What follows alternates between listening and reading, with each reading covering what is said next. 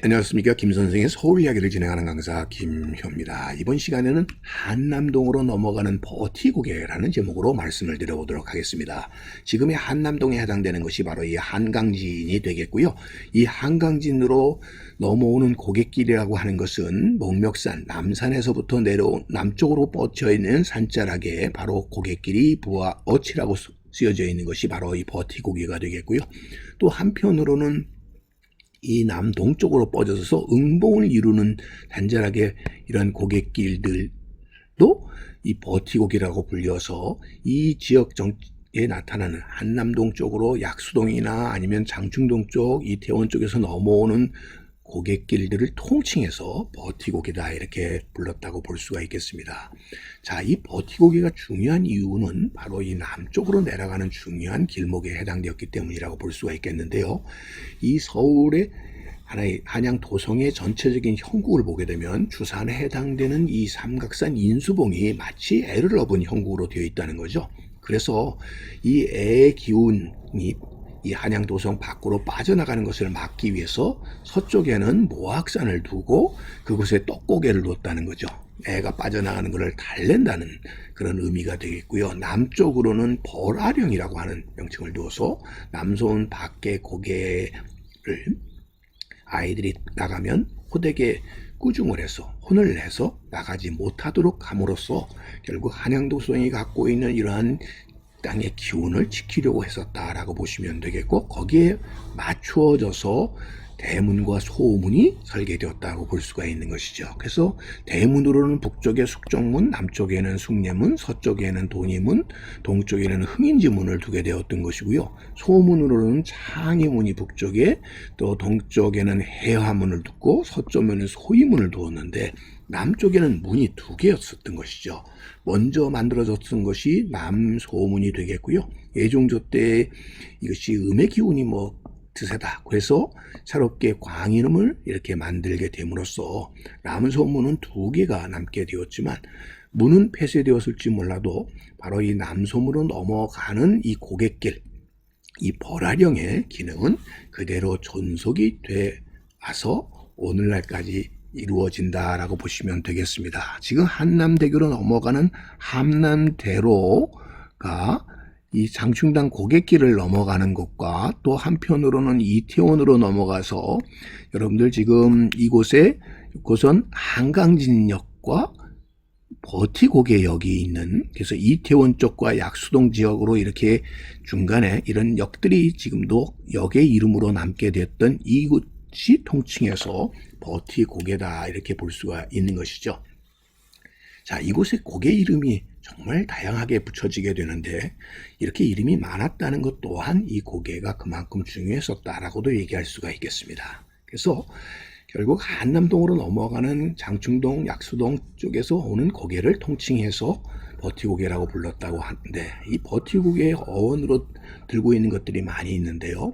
햇빛이 잘 드는 밝은 고개라고 해서 밝은 치 고개, 이런 말에서 부어치라는 단어가 나오기도 했었다고 얘기하고, 부어치와 더불어 또 한강진으로 배 타러 가서 넘는 고개다. 그래서 배가 타기 위해서 가는 고개다. 이런 말도, 또 술락꾼들이 이곳에 워낙 소위 상주하는 도둑놈들이 나그네를 노리다 보니까 이곳에 야경을 돌면서 번도라고 외치다 보니 도둑을 쫓았다는 번도에서 번치, 고개 치자를 써서 거기서 버티가 됐다. 이렇게도 얘기를 하고 있습니다. 혹은 또 벌아령이라고도 이렇게 불렀다고 말씀을 드렸습니다. 그래서 이렇게 다양한 이름이 붙여졌었고, 지도상에서도 늘 이 부하치가 늘 이렇게 기록이 될 수 있었던 이유도 그만큼 중요한 고개였었다는 얘기가 되겠죠. 한강진으로 내려가는 바로 길목에 있는 고개라는 얘기가 되겠고요. 대동여지도에서도 이 부하치라고 하는 이런 고개가 표시되어 있는 것을 통해서 한강진으로 가는 중요한 길목에 있는 고개라고 하는 것을 확인해 볼 수가 있겠습니다. 자, 이 경주 오부도에서도 서쪽에는 용산과 소위 동쪽에 둔지산, 이 사이로 남쪽으로 내려가는 중요한 교통로에 해당되는 나루들이 발달을 하게 되었으니 노들나루와 동작나루가 있었고요. 그 동쪽에 서빙고를 거쳐서 한강나루가 있어 왔고 그 한강나루로 가는 중요한 길목에 버티고개가 있었다라고 보시면 되겠습니다. 그래서 숭례문에서 나와서 소위 그 청파 배다리를 거쳐서 돌모로에서 다시 둔지산 지역을 거쳐서 동쪽으로 나아가 가지고 만나게 되는 이 한강진으로 가는 길에 이곳에 보시는 것처럼 버티고개가 있었다라고 보시면 되겠고요. 그런 의미에서 오늘날의 영남지방으로 가는 경부고속도로가 나아가는 그런 길목에 있었던 고개다, 이런 얘기가 되겠습니다. 그래서 일찍이 이 용산 나루를 중에서 용산방, 둔지산을 중심으로 한 둔지방과 더불어 이 지역의 한강방을 형성하여 많은 거주 인구가 나타나게 되었던 것 또한 이 버티고개를 중심으로 하는 교통상의 중요한 요지의 기능을 했기 때문이라고 볼 수가 있겠고요.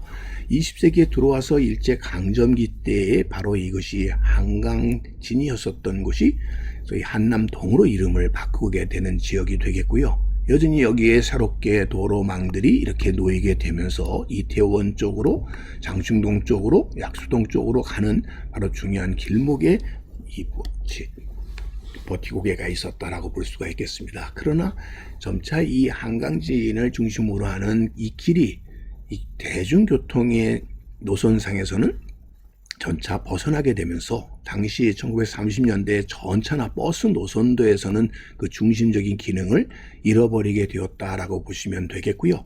주로 이 한강대교를 중심으로 해서 용산 중심의 대중교통망이 나타나게 되었고 또 이 마포나루 중심으로 하는 대중교통망이 나타나게 되면서 점차 이 지역이 소외되게 되는 하나의 고갯길로 남아 있었다가 1970년대 이후부터 소위 한남대교, 소위 제3한강교라는 것이 개통이 되게 되면서 남산 1호 터널을 거쳐서 한남대로를 거쳐서 한남대교, 경부고속도로로 이루어지는 새로운 간선도로의 기능을 하게 되면서 결국 예전에 이 버티고개를 중심으로 해서 이루어졌었던 남쪽으로 가는 이런 간선도로의 기능이 다시 재부활되어 오늘에게 이르게 되었다라고 보시면 되겠습니다. 그래서 한강을 중심으로 해서 한강대교, 그 다음에 여러분들 반포대교, 그 다음 한남대교로 이어지는 남북을 연결하는 중요한 소위 대교의 기능을 맡게 되었던 것 중에 하나가 바로 이 버티고갯길이다, 이렇게 말씀드릴 수 있겠습니다. 오늘은 이 한남동으로 넘어가는 버티고개와 관련된 이야기를 곳밭을 가꾸는 김 선생이 말씀드렸습니다.